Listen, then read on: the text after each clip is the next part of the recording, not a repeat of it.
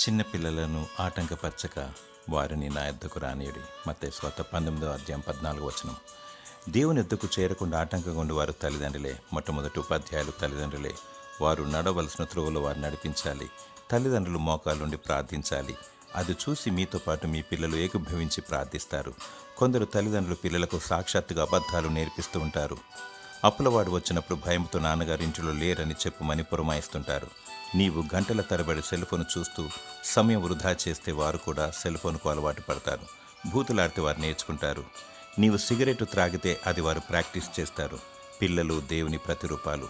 పసిపిల్లలను పాడు చేయకండి. పెద్దయ్యాక నరకానికి గురి చేయకండి. వేకువజామునే లేచి కన్నీటితో వారి కొరకు ప్రార్థించండి.